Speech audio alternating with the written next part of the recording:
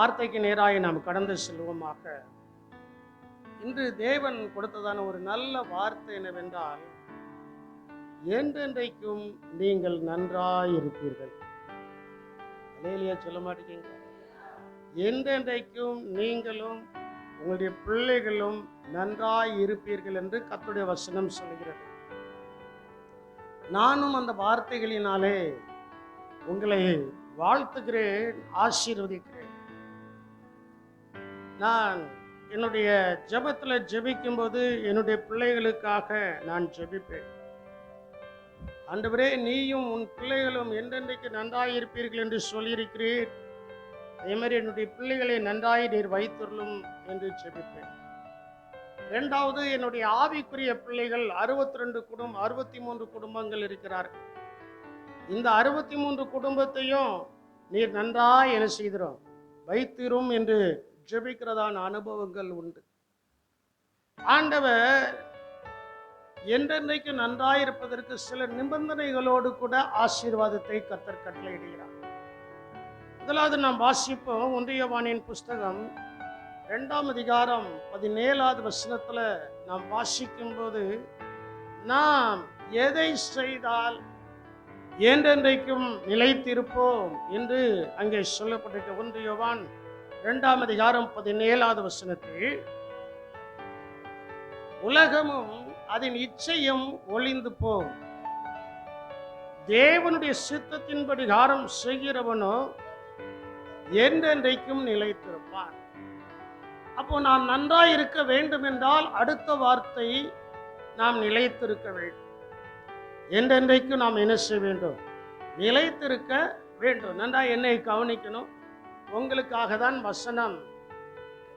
வசனம் மேலே போடப்படுகிறது. நீங்க இனி கீழே குனிந்து நீங்கள் பார்க்க வேண்டிய அவசியம் இல்லை. மேலே பார்த்தாலே வசனம் தெரியும். கர்த்தருடைய நாமம் மகிமைப்படுவதாக. தேவனுடைய வார்த்தை சொல்கிறது, உலகமும் அதன் இச்சையும் என்ன செய்யுமா? ஒளிந்து போம், தேவனுடைய சித்தத்தின்படி செய்கிறவனோ. இன்னைக்கு அநேகருக்கு உலகத்தினுடைய ஆசை, இச்சை, உலகத்தினுடைய ஆசை இச்சை அதிகமாக இருக்கிறது. அவர்களைப் போல வாழ வேண்டும், இவர்களைப் போல வாழ வேண்டும் என்கிறதான எண்ணம் இருக்கிறது. நான் உங்களுக்கு சொல்கிறேன், யாரையும் போல வாழ வேண்டாம். இயேசு எனக்கு என்ன ஆசீர்வாதத்தை வைத்திருக்கிறாரோ அந்த ஆசீர்வாதத்தை பெற்று நான் வாழ வேண்டும். அல்லேலூயா. அதற்கு நான் தேவ சித்தத்தை செய்ய வேண்டும். தேவனுடைய சித்தத்துக்கு மாறாக நான் என்ன செய்யக்கூடாது? செயல்படக்கூடாது. தேவ சித்தத்தின்படி நாம் செய்யும் போது, தேவனாகிய கர்த்தர், அழைத்த தேவனாகிய கர்த்தர் ஆபிரகாமை சகல காரியங்களிலேயும் ஆசீர்வதித்ததான தேவன் நம்மையும் சகல காரியங்களிலேயும் ஆசீர்வதிப்பார். அல்லேலூயா. ஏனென்றால் நாம் தேவ சித்தத்தின்படி செய்வதற்கு நாம் மறுபடியும் பிறந்திருக்கிறோம். மறுபடியும் பிறக்கப்பட்டதான நாம் அழிவுள்ள வித்துகளினால் அல்ல, அழியாத வசனத்தினால. 1 பேதுருவின் புஸ்தகம் 1ஆம் அதிகாரம் 23வது வசனத்திலே சொல்லப்பட்டிருக்கிறது. 1 பேதுரு 1:23, அழிவுள்ள வித்தினாலே அல்ல, என்றென்றைக்கும் இருக்கிறதும் ஜீவனுள்ளதுமான தேவ வசனமாகிய அழிவில்லாத வித்தினாலே மறுபடியும் பிறப்பிக்கப்பட்டு இருக்கிறீர்களே. மறுபடியும் நாம் என்ன செய்திருக்கிறோம்? பிறந்திருக்கிறோம். ஒருவன் ஆவியினாலும் ஜலத்தினாலும் பிறவாவிட்டால், யோவான் 3ஆம் அதிகாரம் 3வது வசனத்தையும் 5வது வசனத்தையும் நீங்கள் கவனித்து பார்க்கும்போது அங்கே சொல்லப்பட்டிருக்கிறது, ஒருவன் மறுபடியும் பிறவாவிட்டால் தேவனுடைய ராஜ்யத்தில் என்ன செய்ய மாட்டான்? பார்க்க மாட்டான், காண மாட்டான் என்று சொல்லப்பட்டிருக்கிறது. மறுபடியும் 5வது வசனத்திலே சொல்லப்பட்டிருக்கிறது, ஒருவன் ஆவியினாலும் ஜலத்தினாலும் பிரபாவிட்டால் தேவனுடைய ராஜ்யத்திற்குள் என்ன செய்ய மாட்டான்? பிரவேசிக்க மாட்டான். அப்போ தேவனுடைய ராஜ்யத்திற்குள்ள பிரவேசிப்பதற்கு அழிவில்லாத வித்தாகிய ஜீவன் உள்ளதும் என்றென்றைக்கும் நிற்கிறதுமான வசனத்தினாலே, சத்திய வசனத்தினாலே நாம் பிறந்திருக்க வேண்டும். அல்லேலூயா. யோவான் 1:14 சொல்லப்பட்டிருக்கிறது, அவர் கிருபையினாலும் சத்தியத்தினாலும் நமக்குள்ளே வாசம் பண்ணினார். அப்ப அந்த சத்தியமாகிய வசனம் நமக்குள்ளே வாசம் செய்யும் போது, சத்தியமாகிய வார்த்தை நமக்குள்ளே வாசம் செய்யும் போது அங்கே என்ன நடக்கிறது என்றால், நாம் என்றென்றைக்கும் நிலைத்து நிற்க கர்த்தர் நமக்கு உதவி செய்கிறார். அல்லேலூயா. என்றென்றைக்கும் நிலைத்து நிற்கிற எத்தனையோ பேர் நம்ம பார்த்து சொல்லியிருப்பாங்க, இவளா, அதுக்கு என்ன அர்த்தம்? அழிந்து போயிடுவாங்க, இல்லாம போயிடுவாங்க, வாழாம போயிடுவாங்க எல்லாம் சொல்லியிருக்காங்க. அதுக்கு மத்தியில நாம் இன்னைக்கு நிலைத்து இருக்கிறோம் என்று சொன்னால் சத்திய வசனத்தினாலே கர்த்தர் நம்மை பிறப்பித்திருக்கிறார். அல்லேலூயா. சத்திய வார்த்தையினாலே, தேவனுடைய வார்த்தையினாலே கர்த்தர் நம்மை பிறப்பித்திருக்கிறார். நான் தேவனுடைய வார்த்தையினாலே பிறந்தவன், நீங்கள் கர்த்தருடைய வார்த்தையினாலே பிறப்பிக்கப்பட்டவர்கள். நாம் தேவனுடைய வார்த்தையினாலே பிறந்திருக்கிறபடியினால் நம்மை அழிக்க முடியாது, என்றென்றைக்கும் இயேசுவோடு கூட இருப்போம். அல்லேலூயா. என்றென்றைக்கும் நாம் இயேசுவோடு கூட என்ன செய்வோம்? இருப்போம். அதனால தான் தேவ சித்தத்தை செய்கிறவர்கள் நடுவில் தேவன் பரிசுத்தராய் இருக்கிறார். பரிசுத்த ஸ்தானத்தை, பரிசுத்த ஸ்தலத்தை அவர் நம் நடுவில் என்ன செய்கிறார்? உண்டாக்குகிறவராய் இருக்கிறார். வேதம் சொல்லுகின்றன, பரிசுத்தம் இல்லாமல் ஒருவரும் கர்த்தரை என்ன செய்ய முடியாது? தரிசிக்க முடியாது. பரிசுத்தம் இல்லாமல் ஒருவரும் தேவனை பார்க்க முடியாது. எசேக்கியேல் அழகாய் சொல்லப்பட்டிருக்கிறது. 37ஆம் அதிகாரம் 26வது வசனத்தில் அவர் அழகாய் சொல்கிறார், நான் அவர்கள் நடுவில் என்ன செய்வேன் என்று கர்த்தர் சொல்கிறார். 37ஆம் அதிகாரத்தை முழுவதும் நீங்கள் வாசித்து பார்த்தால் அங்கே உலர்ந்த எலும்புகளை குறித்து சொல்லப்பட்டிருக்கும். உலர்ந்த எலும்புகள் எப்படி பலனடைந்தது, எப்போது பலனடைகிறது என்று அங்கே சொல்லப்பட்டிருக்கிறது. அந்த பலன் அடைந்ததற்கு பின்பு அவர்கள் நடுவில் ஆண்டவர் என்ன செய்வார் என்று அங்கே சொல்லப்பட்டிருக்கிறது. வாசிக்க கேட்போம். நான் அவர்களோடு சமாதான உடன்படிக்கை செய்து அது அவர்களுக்கு நித்திய உடன்படிக்கையாய் இருக்கும். பாருங்க, நாம் என்றென்றைக்கும் நிலைத்திருப்பதற்கு ஆண்டவர் சொல்கிறார், நான் அவர்களை நிலைப்படுத்தி நான் அவர்களை என்ன செய்வேன்? ஆமா, ஓடலாம் மாட்டோம். நாம் என்ன செய்ய மாட்டோம்? ஓட மாட்டோம். 37:26 நாம் என்ன செய்ய மாட்டோம்? ஓட மாட்டோம். நாம் ஒரே இடத்துல நிற்போம். ஏசாயா தீர்க்கதரிசன புஸ்தகத்தில் சொல்லப்பட்டிருக்கிறது, நான் அவனை ஆணியாக கடாவி அவனுடைய தகப்பனுடைய குடும்பத்திற்கு மகிமையான சிங்காசனமாக என்ன செய்வேன்? வைப்பேன். ஆண்டவர் நம்மை நச்சுன்னு வச்சிருக்கிறார். நம்ம பாசையில சொல்லணும், ஆண்டவர் நம்மளை எப்படி வச்சிருக்கிறாரு? நச்சுன்னு அழகா வச்சிருக்கிறார். அழகா. அதனால்தான் நாம் சத்திய வசனத்தினாலே பிறப்பிக்கப்பட்டபடியினால் நம்மை கர்த்தர் நிலை நிறுத்துகிறார். நம்மை கர்த்தர் என்ன செய்கிறார்? எத்தனையோ பேர் வந்து நம்மளை தள்ளி தள்ளி பார்த்தாங்க, புஷ் பண்ணி பார்த்தாங்க. ஆனா அவங்களால புஷ் பண்ண முடியல. பண்ண பண்ண பண்ண அவங்க விரல் உடைஞ்சு போச்சு. அவங்க விரல் என்ன செய்துச்சு?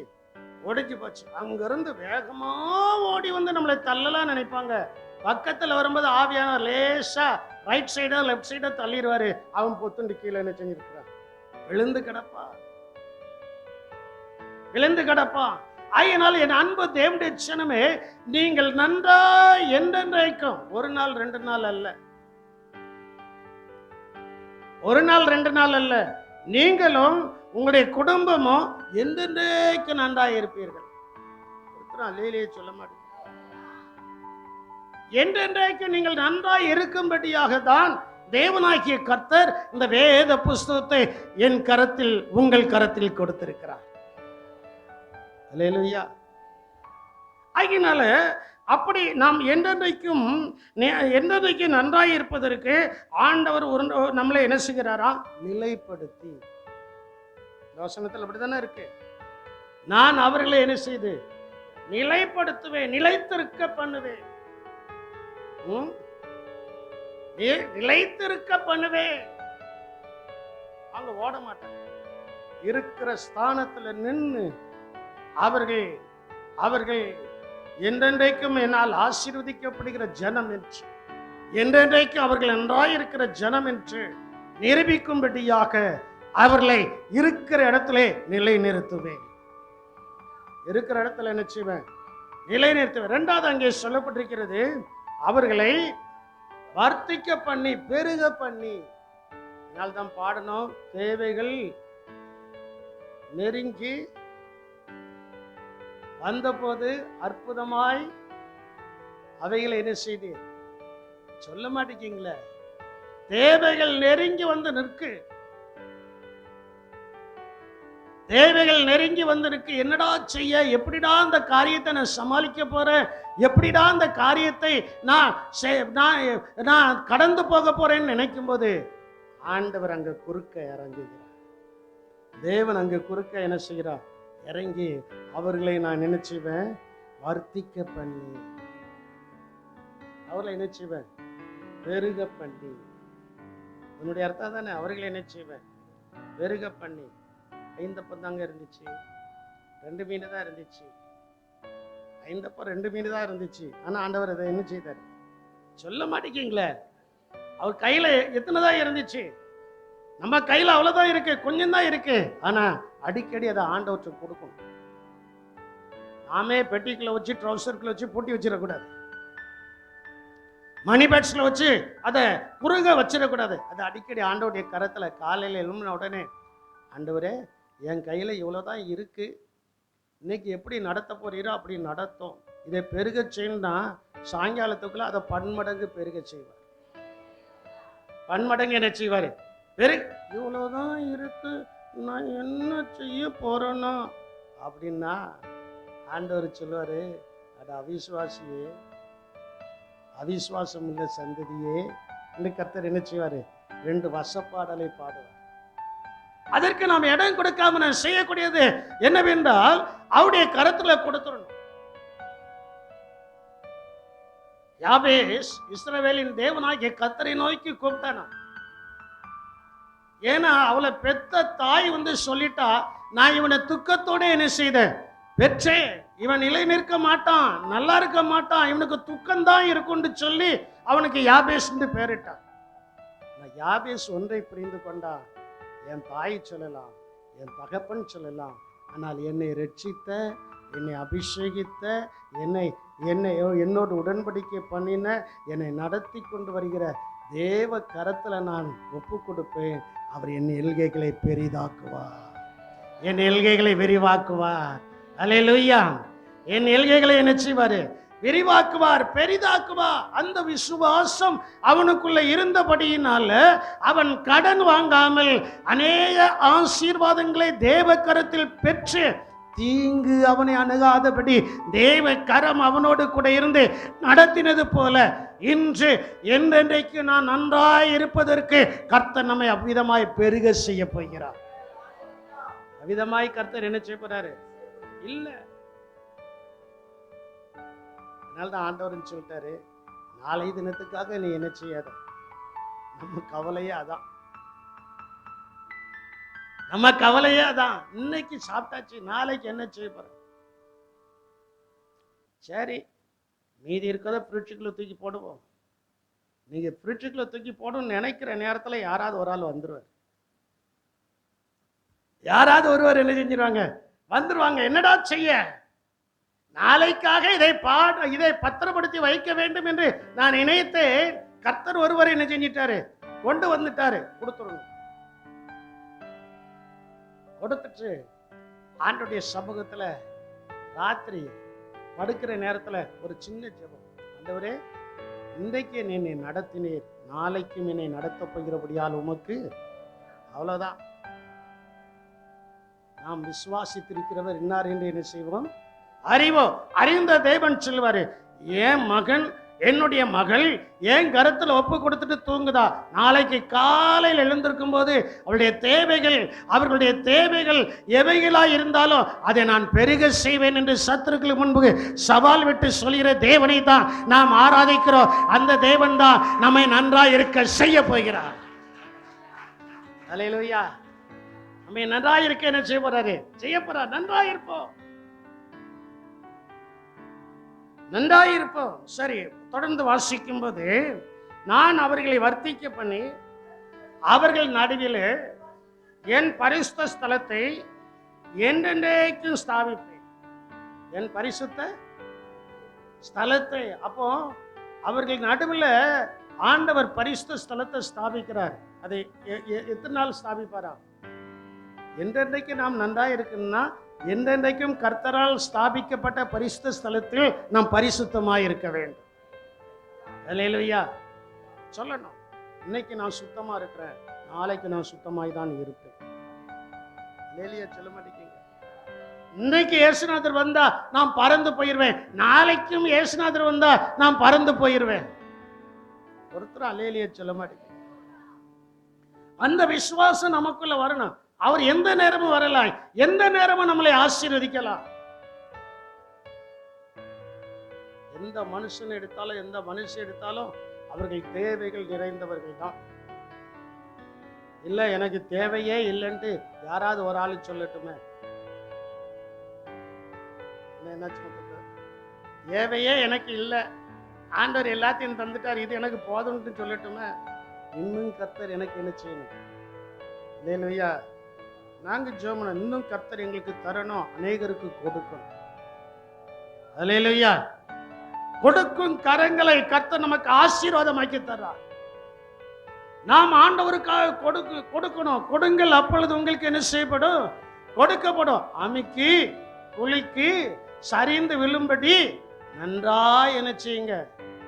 அளந்து கொடுங்க. எந்த அளவினால் அளக்கிறீர்களோ அந்த அளவினால் உங்களுக்கு திரும்ப என்ன செய்யப்படும்?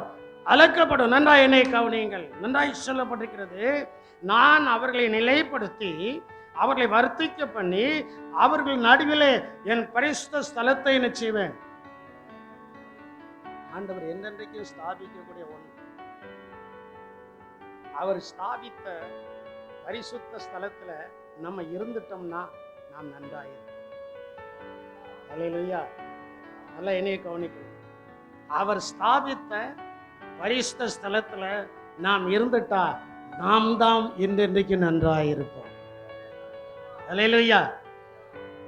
சொல்லுங்களா? இயேசு ஸ்தாபித்த பரிசுத்த ஸ்தலத்தில் நான் இருப்பேன், அவர் என்னை என்றென்றைக்கும் நன்றாய் வைத்திருப்பார்.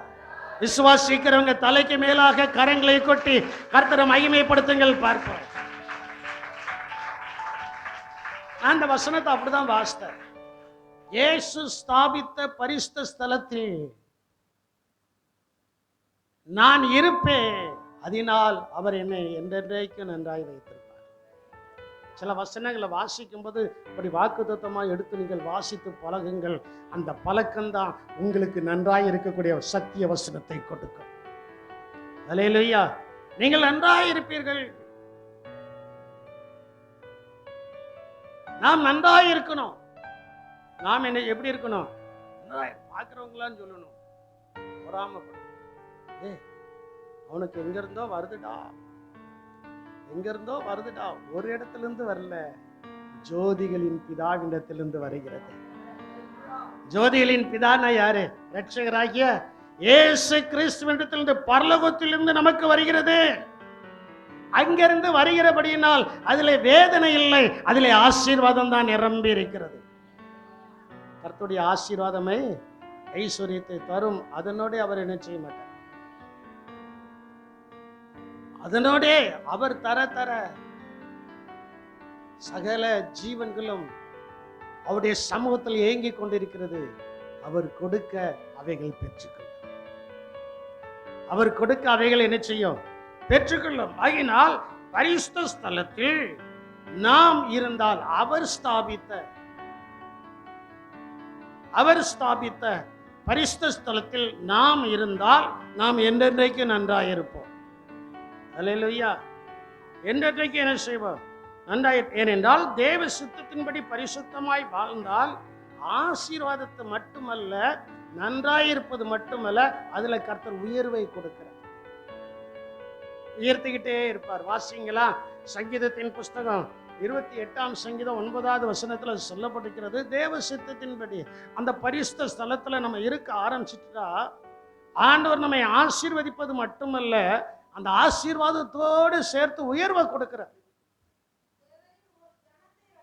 தேவரீர் உமது ஜனத்தை ரட்சித்து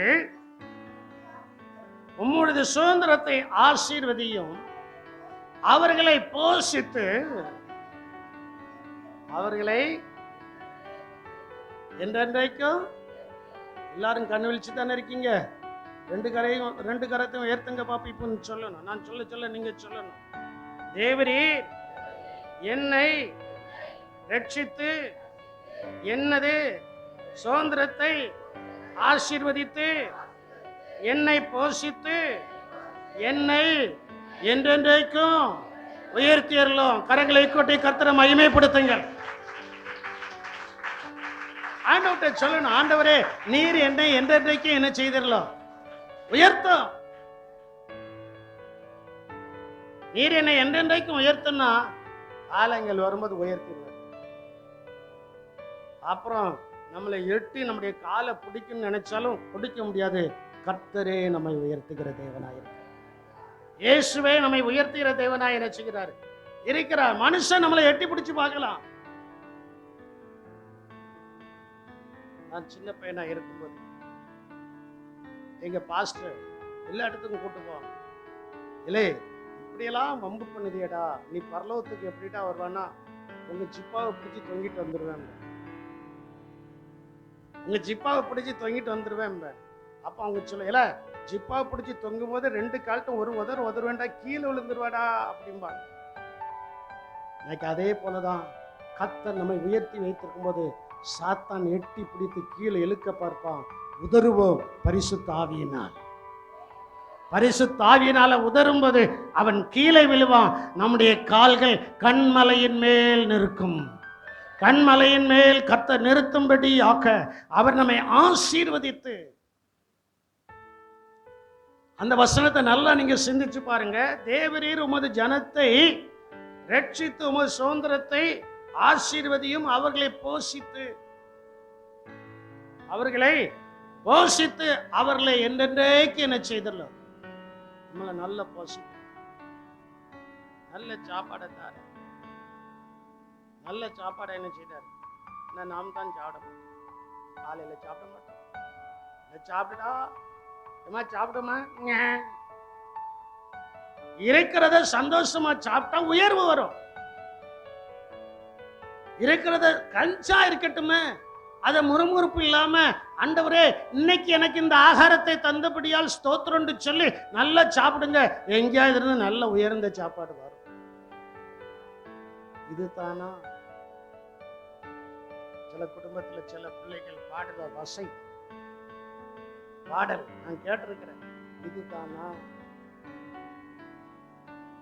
அவங்களுக்கு சொல்றேன், அது கூட இல்லாம எத்தனையோ ஜனங்கள் ரோட்ல சுத்திட்டு இருக்கிறாங்க.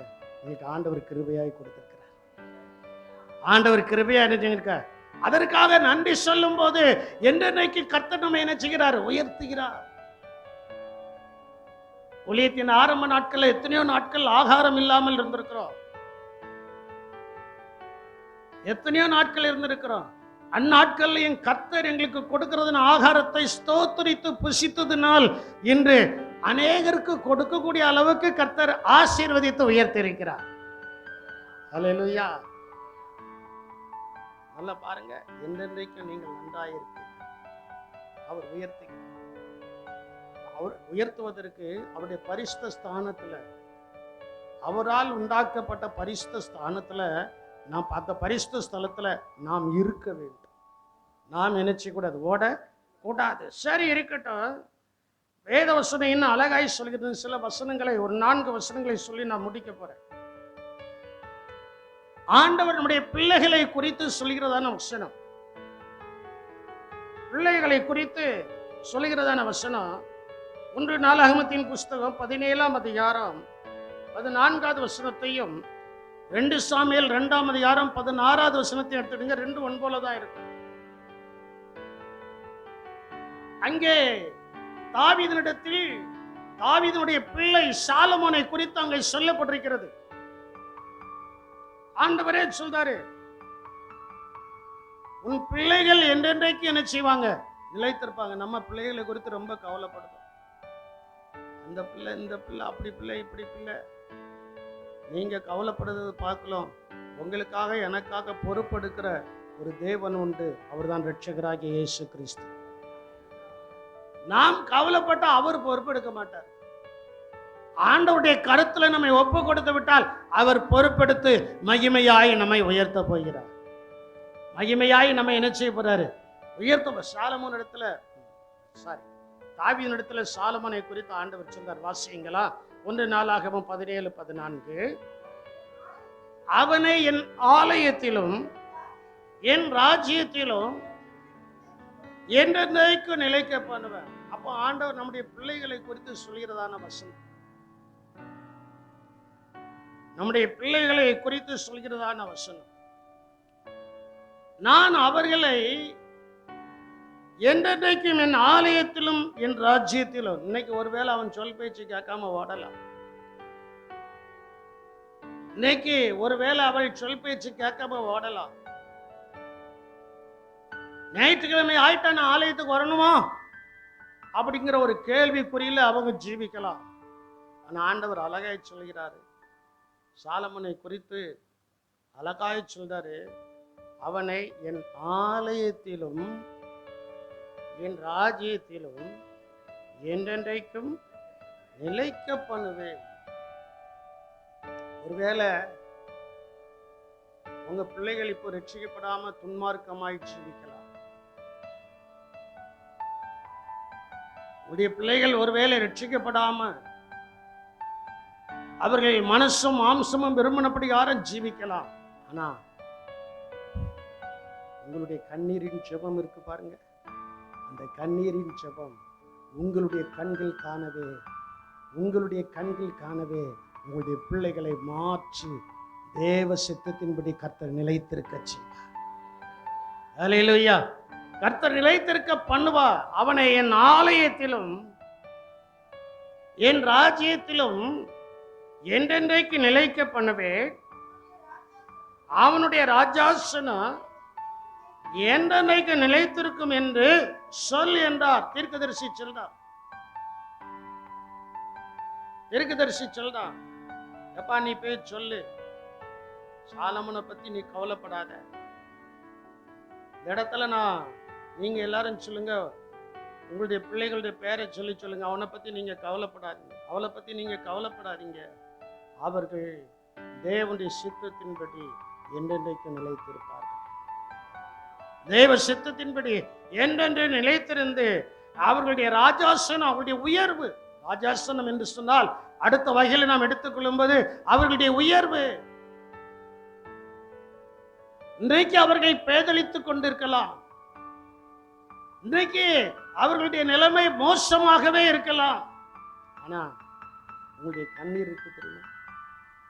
கண்ணீரின் ஜெபத்திற்கு கர்த்தர் பதில் தராமல் விடவே மாட்டார். அந்த கண்ணீரின் ஜெபம் உங்கள் கண்காணவே உங்களுடைய பிள்ளைகளை உயர்ந்த ஸ்தானத்தில் கொண்டு போய் நிறுத்தும். அல்லேலூயா. உயர்ந்த ஸ்தானத்துல கொண்டு போய் நிறுத்தணும்.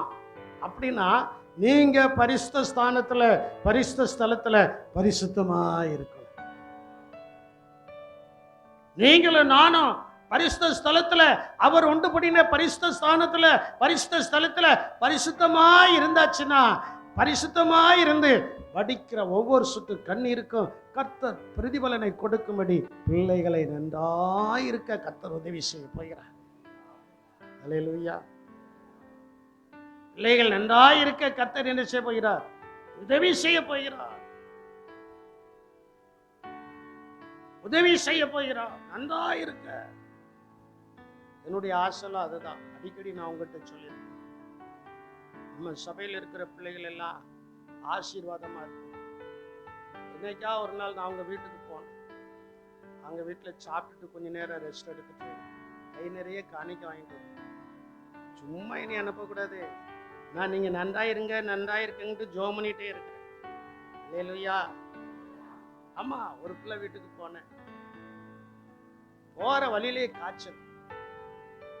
ஆமா, கார்ல நானும் பாஸ்டர்மா போயிட்டு இருக்கும்போது போற வழியிலே காய்ச்சல். போற வழியில நின்று வாமிட் பண்ணிட்டு இருக்கிறேன்.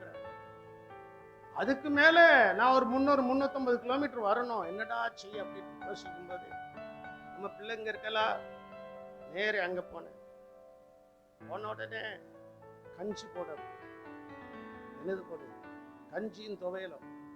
பாஸ்டர், நீங்க இன்னைக்கு தான் எங்க வீட்டுக்கு வந்திருக்கீங்க, கஞ்சியும் துவையலுமா சாப்பிடறதுக்கு இங்க வந்திருக்கீங்க அப்படின்னா, ஏய் இன்னைக்கு கஞ்சியும் துவையல்னா என்ன செய்ய முடியும், சாப்பிட முடியும். கஞ்சியும் துவையலும் போட அப்படின்னு கொஞ்ச நேரம் அவங்க வீட்டில் இருந்து அந்த கட்டில் படுத்து தூங்கிட்டு முகத்தை கழுவிட்டு கஞ்சியை குடிச்சு ஜெபம் பண்ண உடனே கை நிறைய காணிக்க. ஆமா, நடந்த சம்பவத்தை சொல்றேன். கை நிறைய காணிக்க கொடுத்தா அன்னைக்கு டீசல் போடுறதுக்கு, பெட்ரோல் போடுறதுக்கு, அப்போ பெட்ரோல் போடுறதுக்கு ரொம்ப வசதியா இருந்தது. அல்லேலூயா. அப்போ அது இப்போ ஞாபகத்துல வருது. பிள்ளைகள் நன்றாயிருக்க வேண்டும், அவர்கள் எல்லா கோணங்களிலும் உயர்ந்திருக்க வேண்டும்.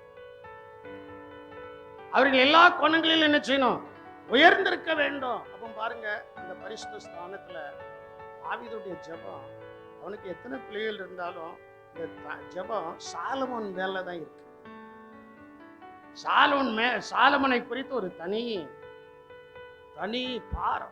பாரத்தோடு ஜெபம் பண்ணும்போது தீர்க்கதரிசி அனுப்புதார். நீங்க எந்த பிள்ளைக்காக பாரத்தோடு ஜெபம் பண்ணுறீங்களோ அந்த பிள்ளை நன்றாய் இருக்கும்படி கர்த்தர் உங்கள் கண்ணுக்கு முன்பு அவர்களை உயர்த்த போறார். அல்லேலூயா. 2 சாமுவேல் 2ஆம் அதிகாரம் 16வது வசனத்தையும் வாசிங்களா, அது அப்படிதான் இருக்கு. அதுல கொஞ்சம் வித்தியாசமா இருக்கும். 2 சாமுவேல் 2:16, உன் வீடும் உன் ராஜ்யமும் என்றென்றைக்கும் எனக்கு முன்பாக ஸ்திரப்பட்டிருக்கும். அங்க என்றென்றைக்கு நிலைக்க பண்ண வேண்டும் சொல்லிட்டார். 7:16 அங்க என்றென்றைக்கு நிலைக்க பண்ண வேண்டும் சொல்லிட்டாரு. இப்ப ஆண்டவர் சொல்லிட்டாரு, வான் கண்ணுக்கு முன்னால இல்லப்பா, ஏன் கண்ணுக்கு, யாருடைய கண்ணுக்கு முன்பதாக, ஏன் கண்ணுக்கு முன்பதாக. பாருங்கள் அந்த வசனத்தை வாசிங்க. உன் வீடும் உன் ராஜ்யமும் என்றென்றைக்கும் எனக்கு முன்பாக. அப்ப யாருக்கு முன்பதாக சொல்ல மாட்டேங்கீங்களே. அப்ப நான் ஜெபம் பண்றது ஜெபம் அப்படிதான். ஆண்டவரே, இந்த பிள்ளைகள் எல்லாம் உமக்கு முன்பாக ஸ்திரப்பட்டு இருக்க வேண்டும். அல்லேலூயா. உமக்கு முன்பாக எப்படி இருக்கணும், ஸ்திரப்பட்டு இருக்க வேண்டும். ஸ்திரப்பட்டு இருக்கும். உன் ராஜாசனம் என்றென்றைக்கும் நிலை பெற்றிருக்கும் என்கிறார் என்று சொன்னார். பாருங்க, தேவனுக்கு முன்பதாக நாம் என்றென்றைக்கும் நன்றாய் இருப்பதற்கு தேவனுடைய கண் நம்மேல் இருக்கிறது. ஒரு காக்கன் சொல்லும்ல, ஒரு கண், தேவனுடைய கண், அது நம்ம மேல என்ன செய்கிறது, இருக்கு. இந்த கண் நம்ம மேல இருக்கிறதுனால தான் இன்னைக்கு ஆண்டவர் உயர்த்தி வைத்திருக்கிறார், இன்னும் உயர்த்த போகிறார். இன்னும் கர்த்தர் நம்மளை என்ன செய்ய போறாரு, உயர்த்த போறார். அளவில்லாமல் ஆசீர்வதிக்கிறதான தேவன், அளவில்லாமல் ஆசீர்வதிக்கிறதான தேவன். நம்முடைய பொம்பளை பிள்ளைகளுக்கோ ஆம்பளை பிள்ளைகளுக்கோ கொடுத்தா அளவோட கொடுப்போம். இயேசுநாதர் கொடுத்தா அளவில்லாமல் கொடுப்பார். இயேசுநாதர் கொடுக்கும்போது எப்படி கொடுப்பாரு, அளவில்லாமல் கொடுப்பார், நிறைவாய் கொடுப்பார், குறைவில்லாமல் கொடுப்பார். உதாரணம் சொல்லணும்னா, எக்ஸால் திருமணமாகி காலைப்படி வீட்டில இருந்து ஒத்னியேல் வீட்டுக்கு போப்பாரா. ஒத்னியேல் வீட்டுக்கு போகும்போது நியாயாதிபதிகள் 2ஆம் அதிகாரத்தில் இருக்கு, யோசுவா 15ஆம் அதிகாரத்தில் இருக்கு. போகும்போது கழுதையில ஏறியாச்சு. அந்த காலத்துல வாகனம் எது, அந்த காலத்துல வாகனம் எது, கழுதை தான். கழுதையில ஏறியாச்சு. அவளுக்கு ஒரு திடீர்னு ஒரு ஆசை, அப்பாட்ட இன்னொன்னு கேட்டு வாங்கணுன்ட்டு. அப்பாட்ட இன்னொன்னு கேட்டு என்ன செய்யணும்? வாங்கணுன்ற ஆசை. அந்த ஆசையில கீழே இறங்கி, அப்பா எனக்கு வறட்சியான நிலங்களை தந்தீர், இப்பொழுது என்ன நிலத்தையும் தரணும், என்ன நிலத்தையும் தெரியணும், நீர்ப்பாய்ச்சலான நிலங்கள். ஒருவேளை தகப்பன் கொடுப்பது ஒரு வறட்சியான ஆசீர்வாதமா இருக்கலாம், ஆனால் நீங்கள் கேட்ட நீர்ப்பாய்ச்சலான ஆசீர்வாதத்தை தேவன் உங்களுக்கு கொடுக்க போறார். அல்லேலூயா. நீர்ப்பாய்ச்சலான ஆசீர்வாதத்தை கர்த்தர் என்ன செய்கிறாரு? கொடுக்க போகிறார். ஆண்டவர் உங்களுக்கு கொடுக்க அவர் போதுமானவராய் என்ன செய்கிறார்? இருக்கிறார். சரி, இருக்கட்டும். என்றென்றைக்கும் நீங்களும் உங்க குடும்பமும் நன்றாய் இருக்க சில வசனங்களை கவனிக்க. ஒரே வசனத்துல 4 காரியங்கள், 2 வசனத்துல 4 காரியங்கள் சொல்லப்பட்டு, நீங்களும் உங்களுடைய குடும்பமும். என்னுடைய ஆசை அதுதான். நாங்கள் அடிக்கடி ஜெபிக்கிறதான வார்த்தை அதுதான். டிவியை ரெடி பண்ண உடனே முதல்ல அந்த வசனத்தை போட்டு தான் போட்டோ எடுத்து வச்சிருக்கேன். இதுதானடா அவனுக்கு தெரியும், ஏன்னா அவன் தான் நமக்கு அசிஸ்டன்ட். வாடான்னா வந்துருவான். எவ்வளவுதான் கடையில் ஆட்கள் எடுத்தல 2வது வார்த்தை கொஞ்சம் வார்த்தை உழும்ல, இல்லை மாமா அந்த 5 நிமிஷத்துல வந்துடுவேன்னு சட்டை இழுத்து போட்டு வந்துடுவான். ஏன்னா இதை மாட்டதுக்கு தூக்கி பிடிக்க வேண்டியது இருந்துச்சு. வந்தா மாட்டியாச்சு. அது சொன்னேன், இந்த வசனத்தை போடுடா அப்படின்னு. இந்த வசனத்தை போட்டா அது ஒரு போட்டோ ஆயிடு அப்படின்னு வச்சுட்டு இன்னைக்கு தான் உங்களுக்கு அனுப்பப்படும். போட்டோ எடுத்து வச்சாச்சு. என் செல்லில் இருக்குல்லடா இருக்கு. அப்போ இந்த வசனத்தை மறுபடி ஒவ்வொரு குடும்பத்தையா யோசித்து சொல்லிட்டு இருந்தேன். ஆண்டவரே, அவர்களும் அவருடைய குடும்பமும் நன்றாக இருக்கும். அவர்களும் அவருடைய குடும்பமும் எப்படி இருக்கணும்? எனக்கு இன்னைக்கு இந்த வாரம் முழுவதும் எனக்கு இப்படி ஒரு வார்த்தை மறுபடியும் என் உள்ளத்துல விழுந்துகிட்டே இருந்துச்சு. ஆண்டவருடைய சமூகத்துல ஜெபிக்கும் போது ஆண்டவர் அந்த வார்த்தையை தான் கொடுத்தா, அவங்க நன்றா இருக்கணும்பா. அவர்கள் எப்படி இருக்கணும்? நன்றாய் இருக்கணும். வாசிங்க உபாகமத்தின் புஸ்தகம் 5ஆம் அதிகாரம் 29வது வசனத்தையும் 12ஆம் அதிகாரம் 28வது வசனத்தையும் இங்கே எடுத்துக்கொள்ளுங்க. அதில் சொல்லப்பட்டிருக்கிறது, அவர்களும் அவர்கள் பிள்ளைகளும் என்றென்றைக்கும். சரி, நல்லா என்னைய கவனிக்கணும். அவர்களும் சொல்ல மாட்டேங்கிங்களே, அவர்கள் பிள்ளைகளும் என்றென்றைக்கும் நன்றாயிருக்கும்படி. நீங்களும் உங்க பிள்ளைகளை எப்படி இருக்கணும்?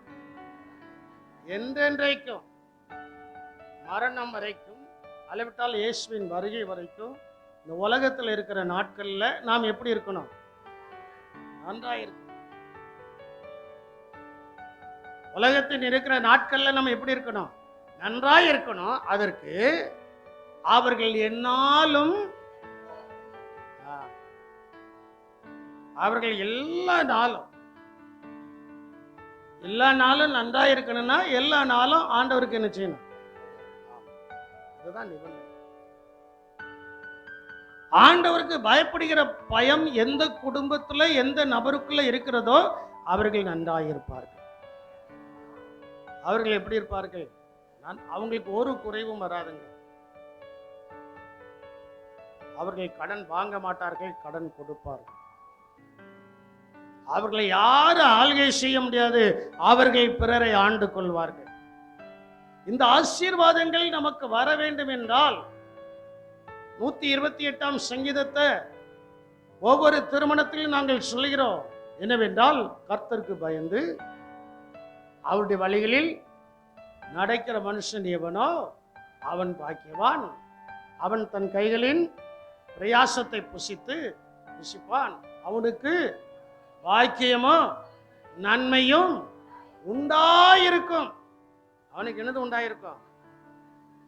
அப்ப நல்லா நீங்க யோசித்து பாருங்க. கர்த்தருக்கு பயந்து நன்றாயிருக்க வாழ்த்துகிறேன் என்று சொன்னோன்னே எல்லாருக்கும் ரொம்ப சந்தோஷம்.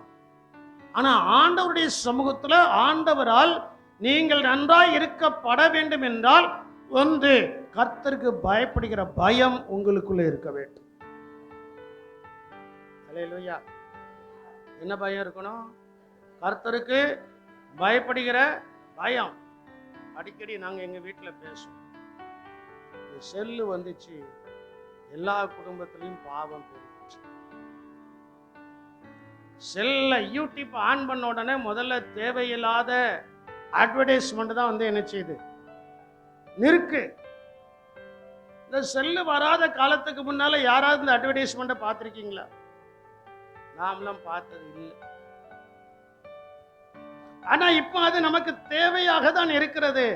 அந்த தேவைகள் இருக்கும்போது அதனாலதான் பவுல், அப்போஸ்தலன் பவுல் எபிரேயர் 12ஆம் அதிகாரத்தில் அவர் அழகாய் சொல்கிறார், நம்மை நெருங்கி நிற்கிற பாவத்தையும் தள்ளிவிட்டு. நம்ம கையில அந்த அட்வர்டைஸ்மெண்ட், பாவமான அட்வர்டைஸ்மெண்ட் வரும்போது அதை என்ன செஞ்சிடணும்? டிக் அடிக்க கூடாது. இன்னைக்கு அநேகருடைய வாழ்க்கையில டிக் அடிச்சு அதுக்கு நீ அடிமையாய் கொண்டு இருக்கிறாய். கர்த்தருக்கு பயந்து அவைகளை நீ தள்ளிவிட்டால் நீ எல்லா நாளும் நன்றாயிருப்பாய். எல்லா நாளும் எப்படி இருப்பாய்? ஏன்னா இப்ப பிறந்த பிள்ளைக்கே செல்ல கொடுக்கும். செல்ல கொடுத்தாதான் அரை இட்லி உள்ள போகும். செல்ல கொடுத்தாதான் ஒரு இட்லி உள்ள என்ன செய்யும், போகும். அந்த காலத்து மாதிரி வெளியில கொண்டு வந்து நிலாவை காமிச்சு சாப்பிட வச்ச காலம்லாம் முடிஞ்சு போச்சு. அந்த காலத்து மாதிரி காக்கா பறக்குது பாருன்னு சொல்லி டபக்குண்டு ஒரு வாய் இட்லியை உள்ள திணிப்பாங்க, அதெல்லாம் முடிஞ்சு போச்சு. அந்த பாரு நாய் ஓடுது பாருன்னு சொல்லிட்டு இட்லியை வாய்க்குள்ள திணிப்பாங்க, அது முடிஞ்சு போச்சு. இப்போ சொல்ல மாட்டேங்கீங்களே, இப்போ அந்த பிள்ளைகளை கெடுப்பதற்கு நாமே அவங்க கையில் என்ன செஞ்சிருந்தோம், கொடுத்துடலாம். நன்றாக இருக்கணும்னா அந்த பிள்ளைகள் கர்த்தருக்கு பயந்து நடக்கிறதான வழிகளில் என்ன செய்யணும், நடக்க வேண்டும். அப்ப நன்றாக இருப்பதற்கு அவர்களும் அவர்கள் பிள்ளைகளும் என்றென்றைக்கு நன்றாக இருக்கும்படி, ஒன்று, அவர்கள் எல்லா நாளும் எனக்கு பயந்து என் கற்பனைகள் எல்லாம் கை கொள்வதற்கு ஏற்ற இருதயம். பாருங்க, என்ன இருதயம் இருக்கணும்? கற்பனைகளை கை கொள்கிறதான இருதயம். ஒண்ணு, ஆண்டவருக்கு பயப்படணும். மனுஷனுக்கு பயப்பட வேண்டாம். மனுஷனுக்கு பயப்படுகிற பயம் கண்ணியை வருவிக்கும். ஆனால் கர்த்தருக்கு பயப்படுகிற பயத்துல நிறைய ஆசீர்வாதங்கள் இருக்கு. நிறைய ஆசீர்வாதங்கள் என்ன செய்யுது இருக்கு. இரண்டாவது அவர் சொல்கிறார், நாம் நன்றாய் இருப்பதற்கு என் கற்பனைகள் எல்லாம் கை கொள்ளும்படியான இருதயம் அவர்களுக்கு இருந்தால் நலமாயிருக்கும். மூன்றாவது, அடுத்த வசனத்தை வாசியுங்கள். 12ஆம் அதிகாரம் 28வது வசனம் நினைக்கிறேன். நீ உன் தேவனாகிய கர்த்தருடைய பார்வைக்கு, அங்க சொல்லப்பட்டிருக்கிறது எல்லா நாள். இங்க சொல்லப்பட்டிருக்கிறது நீ உன் தேவனுடைய பார்வைக்கு நன்மையும் செவ்வையுமானதை செய்வாயானால் தீமை செய்யாதிருங்கள். தீமை என்ன செய்யாதிருங்கள். நீங்கள் நல்லா இருக்கணும்னா நன்மை மட்டும் செய்யுங்க. உபகாரம் இல்லாட்டாலும் உபத்திரம் இல்லாமலாவது என்ன செய்யுங்க, வாழுங்கள். அப்பொழுது நீங்கள் நன்றாக இருப்பீர்கள். அல்லேலூயா, அல்லேலூயா. யாருக்கும் உபத்திரம் கொடுக்க, யாருக்கும் தீமை செய்யக்கூடாது. தீமை செய்யாதபடி நீங்கள் எல்லா நாளும், மூன்றாவது, எல்லா நாளும் நன்மையும் செம்மையுமாய் செய்வதினால் நீயும் உனக்கு பின்வரும் நீயும். எவ்வளவு அழகா சொல்லப்பட்டிருக்குன்னு பாருங்களா. நீயும் உனக்கு பின்வரும் உன் பிள்ளைகளும் என்றென்றைக்கு நன்றாயிருக்கும்படிக்கு. நீயும் உன் பிள்ளைகளோ, நானும் என் பிள்ளைகளோ, நீங்களும் உங்கள் பிள்ளைகளோ என்றென்றைக்கு நன்றாயிருக்கும்படி. உங்க இருதயத்தில் கை வச்சு சொல்லுங்களேன், நானும் என் பிள்ளைகளும் என்றென்றைக்கும் நன்றாயிருக்கும்படி தேவன் சொன்னதற்கு கீழ்ப்படிவோம். அல்லேலூயா. நானும் என் பிள்ளைகளை நன்றா இருக்கணும். நான் அடிக்கடி நான் என்னுடைய தனிப்பட்ட ஜெபத்துல சொல்கிறதான வார்த்தை, நன்றா இருக்கணும். நானும் என் பிள்ளைகளை நன்றா இருக்கணும். நானும் என் ஆவிக்குரிய பிள்ளைகளை நன்றா இருக்கணும். ஆவிக்குரிய பிள்ளைகள் நன்றா இருந்தால்தான் உங்க வீட்டுல வந்து நான் தங்க முடியும். சுனேமித்தியால் நல்லா இருந்ததுனால தான் எலியா என்கிற பரிசுத்தவானுக்கு வீட்டுல மேல என்னது உண்டு பண்ணான்? சொல்ல மாட்டேங்கிங்களே.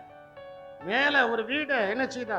ரெடி பண்ணி அதுல ஒரு கட்டில், அதுல ஒரு நாற்காலி, அதுல ஒரு விளக்க தூக்கி என்ன செய்தா? உங்க வீட்டுக்கு நான் வரேன்னு நீங்க அதை செய்யணும். அந்த அளவுக்கு ஆண்டவர் நீங்கள் நன்றாய் இருக்கும்படி கர்த்தர் உங்களை உயர்த்த போறாரு. அல்லேலூயா. சுனேமித்தியால் அதைத்தான் செய்தார். சுனேமித்தியால் செய்தது அதான். அவர் தேவனுடைய மனுஷன் என்று அறிந்தபடியினால அவர் எப்பொழுதும் நம்முடைய வீட்டுக்கு வரணும். அதனால மேல ஒரு ரூம்பை கட்டினார். ரூம்பை கட்டி அதுல ஒரு கட்டில தூக்கி போட்டா. கட்டில தூக்கி போட்டா அதுல ஒரு நாற்காலியை போட்டா. நாற்காலியை போட்டா அதுல ஒரு மேஜையை போட்டா. மேஜை வைத்து அதுல ஒரு குத்து விளக்கு வச்சுட்டா. குத்து விளக்கு என்ன செஞ்சுட்டா? வச்சுட்டா. என்னடா இவ்வளவு தூரத்துக்கு நம்மளை விசாரிக்கிறால, இந்த சுனேமித்தியாளுக்கு என்ன வேணும்? நம்ம வரத நேரம்லாம் நல்ல மட்டன் சாப்பாடு, மீன் சாப்பாடு, நம்ம நினைச்சதெல்லாம் சாப்பிட்டுட்டு போறோமே, சாப்பாட்டுறாமன்னு நம்ம இருக்கக்கூடாதுடா. அதனால கேயாசியே அவளுக்கு என்ன வேணும் கேட்ட உடனே கேயாசி சொல்றான், அவளுக்கு என்னது இல்லை, அவளுக்கு என்னது இல்லை, இல்லை இல்லை குழந்தை இல்லை. உடனே சுனேமித்தியாளை கொடுங்க வா, ஒரு உற்பத்தி காலம் வரும், அப்போ நீ ஒரு குழந்தை என்ன செஞ்சிட்டு இருப்ப? அரவணைச்சிட்டு இருப்ப. ஏது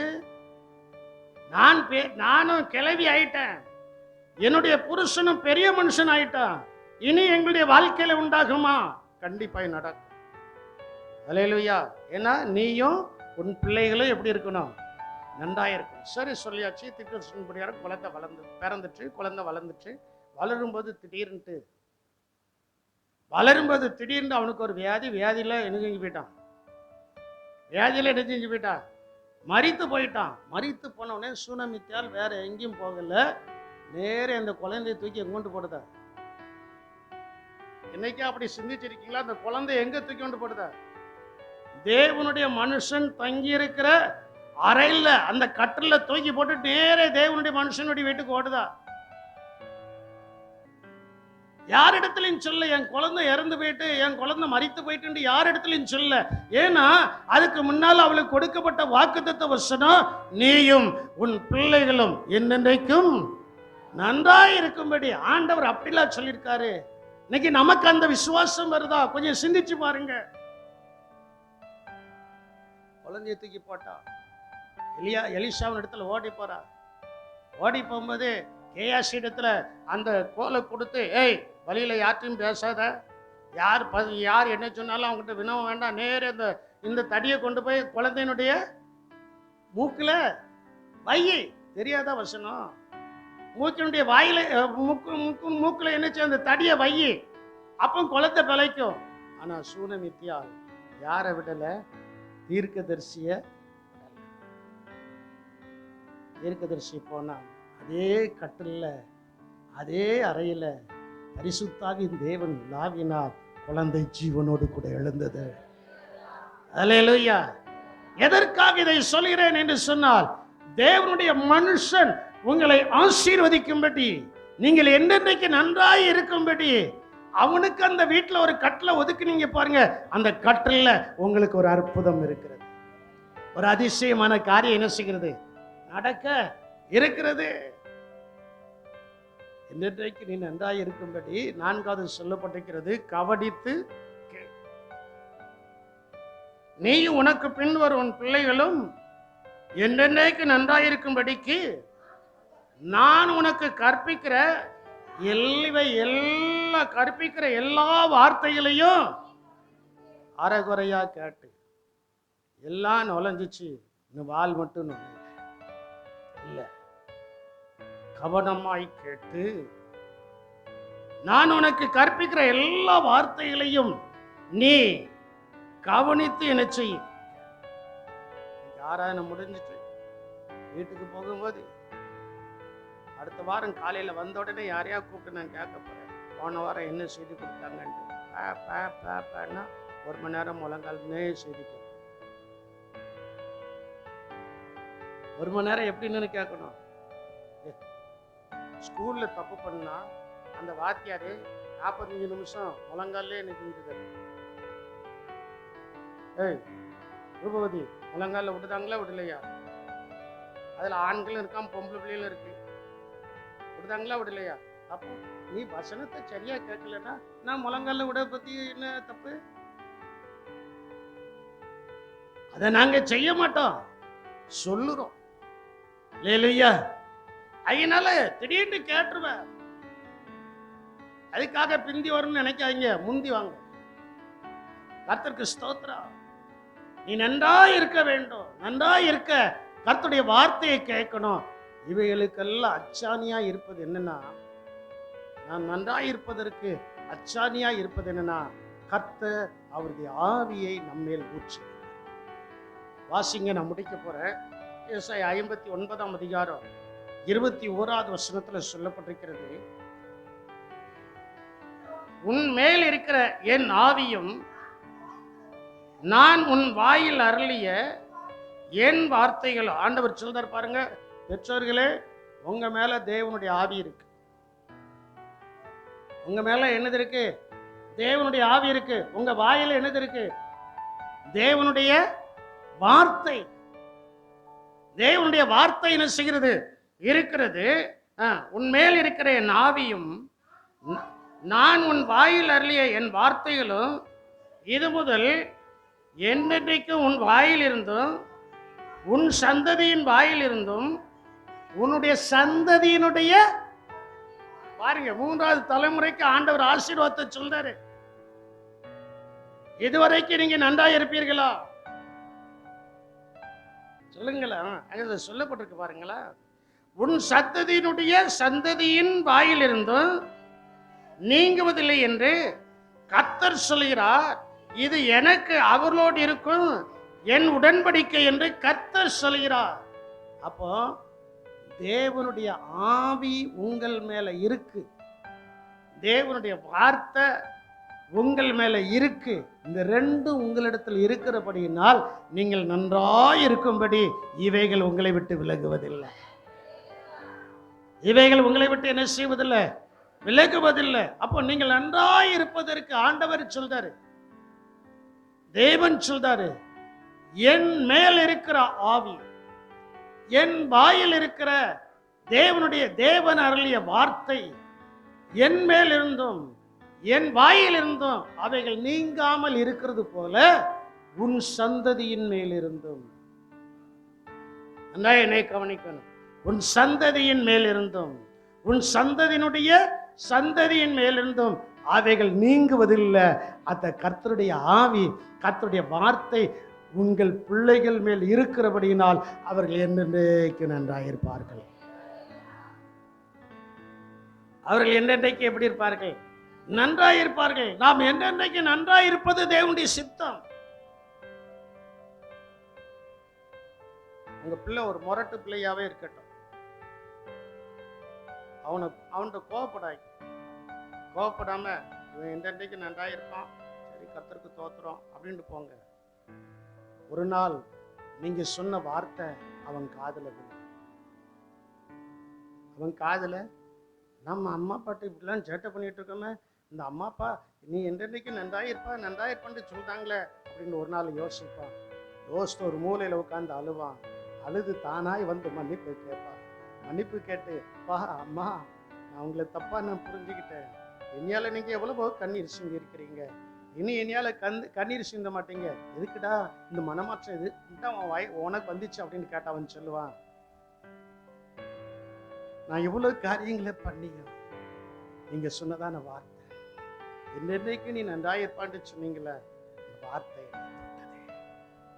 அந்த வார்த்தையினை என்ன செய்தது? தொட்டது. அதனால் யாரையும் சபியாதிருங்கள்.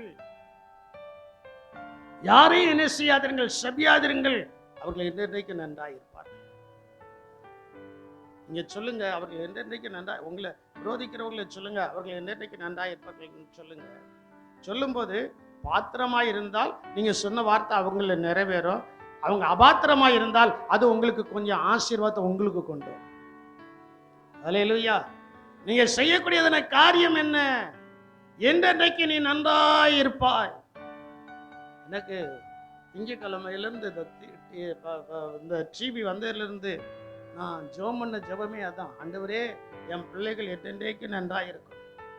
ஒவ்வொரு குடும்பத்தினுடைய பேரை சொல்லி, எல்லாருடைய பேரையும் சொல்லி, குடும்பத்தினுடைய பேர் சொல்லி, ஆண்டவரே இந்த குடும்பம் என்றென்றைக்கு நன்றாயிருக்கணும், என்றென்றைக்கு. ஏன்னா எல்லாம் நீங்க கொடுத்ததுல தான் நாங்க வாங்கிட்டோமே தவிர நாங்க உழைச்சின்னு செய்யல, வாங்கல. அதனால அந்த வார்த்தை அப்படியே சொல்ல சொல்ல சொல்ல சொல்ல எனக்குள்ள ஒரு பெரிய சந்தோஷம். அந்த சந்தோஷம் உங்களுடைய வாழ்க்கையில ஒரு பெரிய மாற்றத்தை உண்டு பண்ண போகிறது. எல்லாரும் முழங்கால் இருப்போமா ஆண்டுடைய சமூகத்துல. ஆண்டவரே, நானும் என் பிள்ளையும் என் பிள்ளைகளும் என் சந்ததியும் என் சந்ததியினுடைய சந்ததியும் நன்றாயிருப்பதற்கு நாங்கள் உமக்கு பயந்து உம்முடைய கற்பனைகளின் பிரகாரம் செய்ய ஏற்ற இருதை எங்களுக்குள் வந்து, ஆண்டவரே, நன்மையும் செம்மையுமானதை செய்து உடைய வசனத்தை நாங்கள் கவனித்து கேட்கும்போது, நீர் எங்கள் மேல் அருளிய ஆவி, நீர் எங்கள் வாயில கொடுத்ததான தேவனுடைய வார்த்தை நீங்காதபடி அவைகளை நாங்கள் காத்துக்கொள்ள உடைய பரிசுத்த ஸ்தானத்தில் பரிசுத்தமாய் வந்து நிற்க கர்த்தர் எனக்கு எங்களுக்கு கிருபை தந்தபடியினால் ஸ்தோத்திரம் சொல்லி கொஞ்ச நேரம் நீங்க கர்த்தரை ஸ்தோத்திரம் பண்ணுங்க. கொஞ்ச நேரம் இங்கே ஸ்தோத்திரம் பண்ணுங்க. அந்த ஸ்தோத்திரமானது உங்களுடைய குடும்பத்தை, உங்களுடைய பிள்ளைகளை நன்றாயிருக்க வைக்கிறது. சகோதரியே, சகோதரா, உங்களை யாரும் பார்க்கல, நீங்களும் யாரும் பார்க்க வேண்டாம். நீங்க ஜெபம் பண்ணுங்க. ஆண்டவரே, நானும் நன்றாயிருக்கணும். ஆண்டவரே, நீர் எனக்கு கொடுத்த பிள்ளைகளும் நன்றாயிருக்கணும்ப்பா. நானும் நன்றாயிருக்கணும். நீர் எனக்கு கொடுத்த பிள்ளைகளும் நன்றாயிருக்கணும். இப்போமாவது ஒரு நேரம் நீங்கள் அந்த வார்த்தையை நீங்கள் சொல்லுங்க பாப்பா. இந்த வார்த்தையை நீங்கள் அடிக்கடி சொல்லும்போது உங்கள் பிள்ளைகளுடைய குடும்பத்தில் இருக்கிற சாபம் நீங்கும்.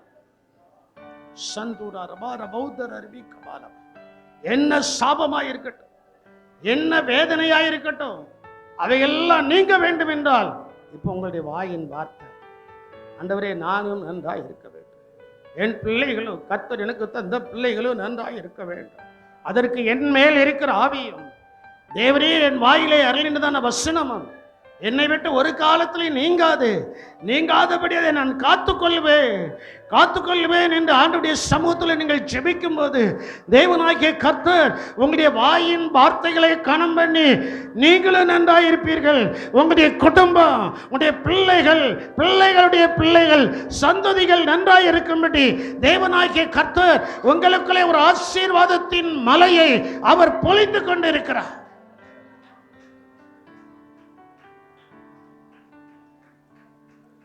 எங்கள் அன்பின் ரட்சகரே, நாங்கள் உம்மை துதிக்கிறோம், ஸ்தோத்திரிக்கிறோம் கர்த்தாவே.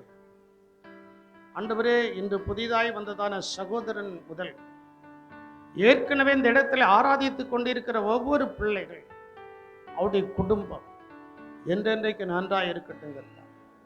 என்றென்றைக்கு அவர்கள் நன்றாய் இருக்க, இந்த வசனத்தை கவனிக்க, இந்த வார்த்தைகளின்படிகாரம் தன்னை காத்துக்கொள்ள, ஆண்டவரே, தேவன் கொடுத்த ஆவியை காத்துக்கொள்ள, தேவன் கொடுத்த வேத வசனத்தை காத்துக்கொள்ள ஆவியான தேவன் அனுக்கிரகம் பாராட்டி இந்த வேத வசனமே கர்த்தர் அருளிய ஆவியே ஆண்டவரே பிள்ளைகளை என்றென்றைக்கு நன்றாய் இருக்க உயர்த்த போகிறபடியால் உமக்கு ஸ்தோத்திரம். கிருபை கூட இருக்கட்டும். கர்த்தர் ஆசீர்வதியும், பலப்படுத்தும், காத்துக்கொள்ளும். இயேசுவின் நாமத்தில் ஜெபிக்கிறோம் எங்கள் ஜீவனுள்ள நல்ல தகப்பனே, ஆமென்.